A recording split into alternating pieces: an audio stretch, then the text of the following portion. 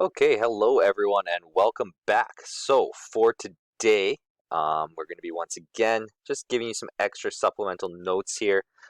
So for the assignment, one of the parts of it is the 5 elements of evangelization, and so we did cover this in class a little bit, but I just want to go over it in more detail with you guys as a refresher for the completion of this assignment. Once again, if you would like a refresher on the assignment itself and a more detailed going over of it, I will be posting a video of that tomorrow, giving you a more in-depth look into the specific elements of the assignment itself.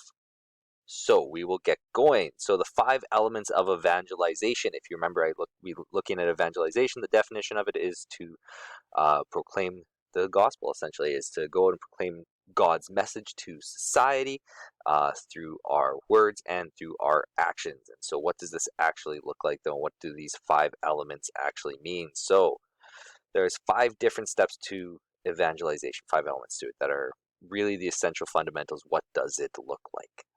So first there's proclaiming Jesus Christ. Then there's worship Christ through the sacraments. There's form a communion of people. There's to give witness, and there is to serve. So very first is proclaiming Jesus Christ. When you're proclaiming Jesus Christ, this is very simply speaking about Jesus. This is sharing that word, proclaiming him, saying how great God is, how great Christ is, sharing the message of what he did, of his salvation, of his sacrifice for us, of all that he did, the gospel messages, the stories, and all of that message that is associated with it. So it comes in many different forms, but it's that simple. It's just proclaiming Jesus Christ. It's speaking about him. Once again, one of those most fundamental things is our words. So next up, we are going to look at worship Christ through the sacraments. And so if we think about this, consider the 7 sacraments. And so these are ways of serving Christ. They're various forms of commitment to our religion. And so when you think of them, we have our sacraments of initiation. For an example,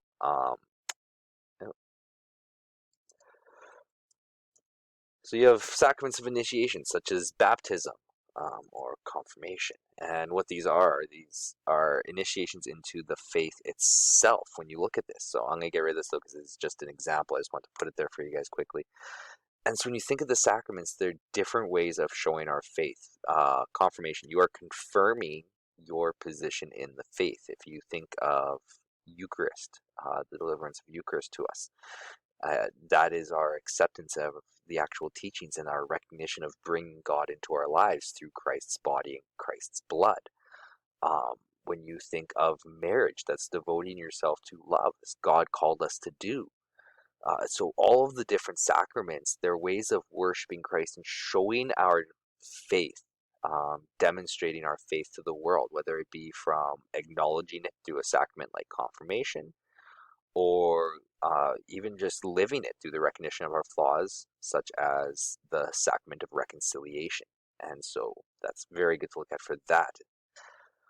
Form a communion of people is next. Once again, we are social beings.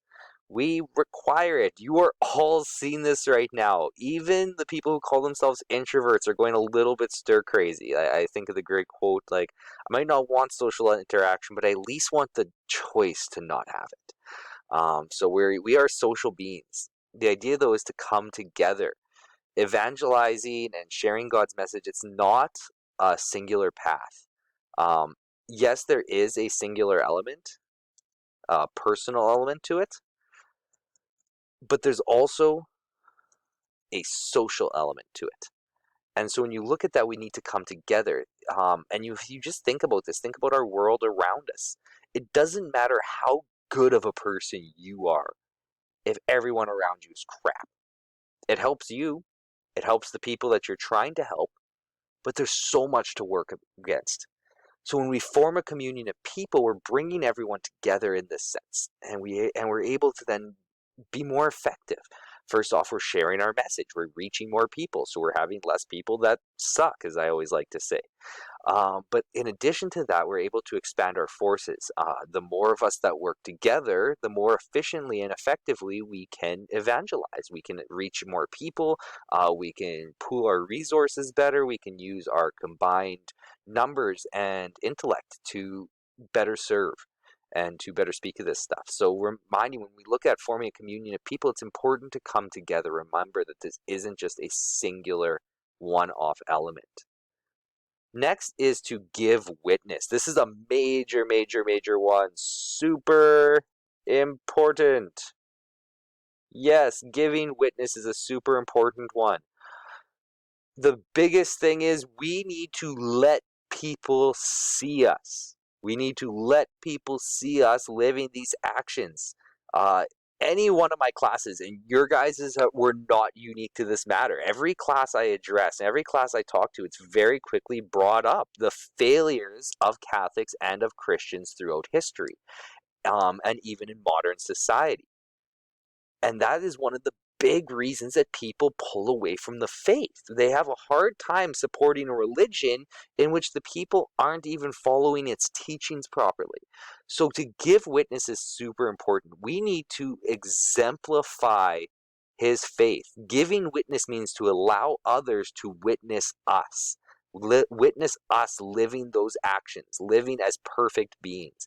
And so what does this mean? This actually means doing stuff, living those values, not just saying God wants us to be selfless, but actually being selfless. Not saying that forgiveness is the teaching, but actually forgiving.